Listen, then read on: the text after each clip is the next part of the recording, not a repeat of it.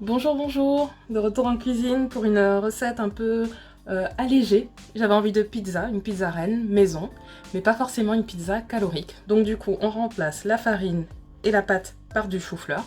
Ne switchez pas, je vous assure, c'est super bon. 500 g de chou-fleur, il vous faudra 2 œufs. Il faudra aussi pour la garniture donc 4 champignons, 2 tranches de jambon de Paris, une boule de mozzarella, donc c'est à peu près 100 g, une cuillère à soupe de fromage 0%, une cuillère à café, 2 cuillères à café de concentré de tomate, une cuillère à café de marinade verte, la recette est sur le blog, sel, origan, inverse, et ensuite 50 g d'emmental. Moi je l'ai pris en petites boules comme ça pour favoriser la fonte on va dire. Comme d'habitude, je débarrasse et on commence. J'ai pris des choux-fleurs surgelés, vous pouvez les prendre soit frais, soit surgelés. Donc on va les râper et ensuite retirer toute l'eau. Me revoilà.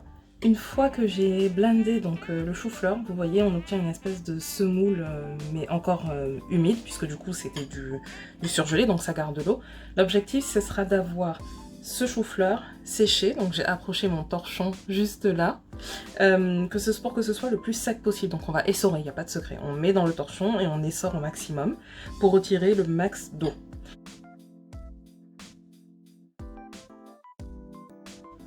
Une fois que j'ai bien égoutté mon chou-fleur, je viens m'occuper de la pâte du coup. Je mets 2 œufs dans les 2 œufs du coup dans le saladier et je vais battre avec le fromage blanc. Hop. Et à ceci, je vais venir ajouter la moitié de l'emmental râpé. Tu ne t'échapperas pas.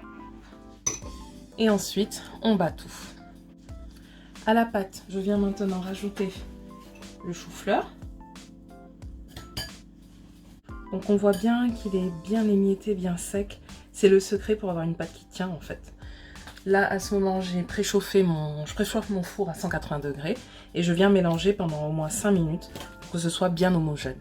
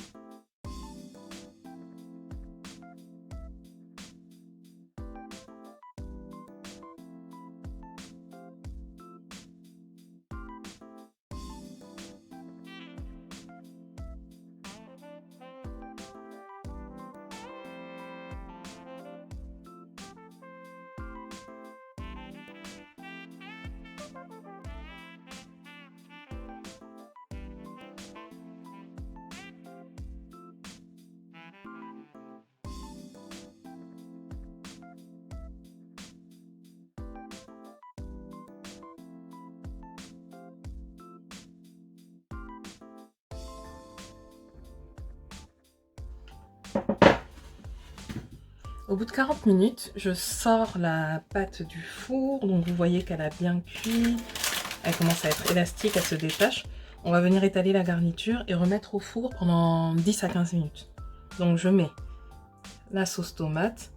Après, comme c'est de la tomate concentrée, ne mettez pas une couche trop épaisse, on va dire. Juste assez. Donc normalement tout doit tenir.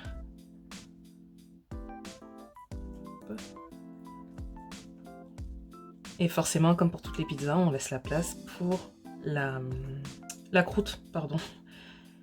Je perds mes mots, j'ai déjà faim.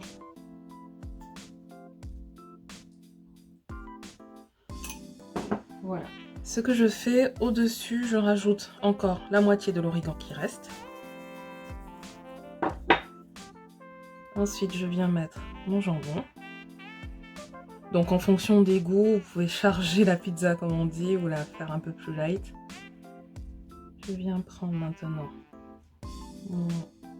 mes champignons.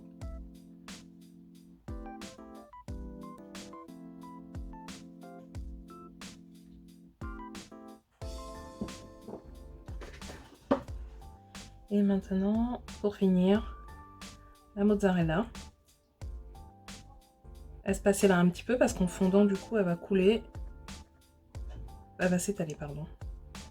J'ai été perturbée par la goutte de mozzarella qui a coulé. Voilà. Et pour finir, je prends les petits dés d'emmental. On vient rajouter.